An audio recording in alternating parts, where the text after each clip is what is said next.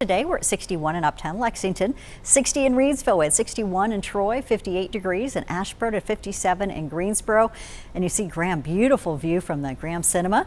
Thanks for sharing that with us from downtown Graham. You can see gorgeous sunshine, and then those clouds get thicker, and that's that energy that's coming in from the south this afternoon. And you're seeing those clouds fill in for folks in Moxville, also Greensboro, Burlington, and starting to stretch out up through King right now. So we'll see some thicker clouds, and then we'll have some clearing toward morning, with temperatures dropping back into the chilly low 40s to upper 30s in the mountains. And where we have those clouds, it could be a touch warmer.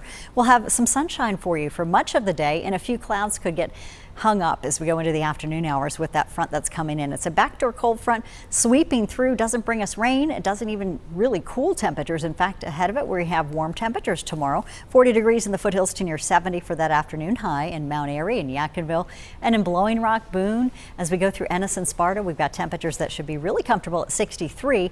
So a cold start to your morning, but it's at least above freezing. Now we have a severe weather impact day as we approach Sunday night into Monday, and this weather is expected to march east across the Carolinas. We may see a severe thunderstorm outbreak, and what that means is we have a higher risk of some damaging wind gusts. Tornadoes may be possible on Monday too, and we want to get you prepared right now.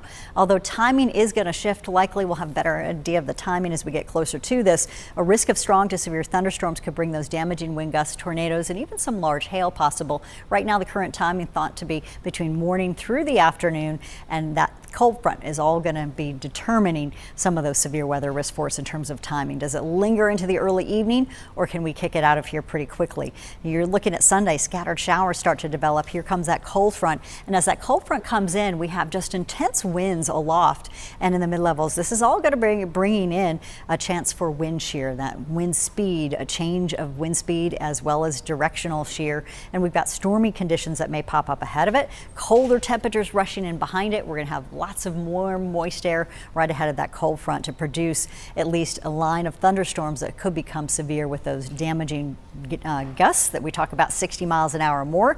Tornadoes possible, and that's a moderate risk right now, as well as hail. So Monday, and this far out, we usually don't see the scenario, but it is looking much more likely at this point that we're going to see those severe weather systems developing as we see this low digging south heading into the next 4 days, and that happens on Monday for us. So it's a weather impact day.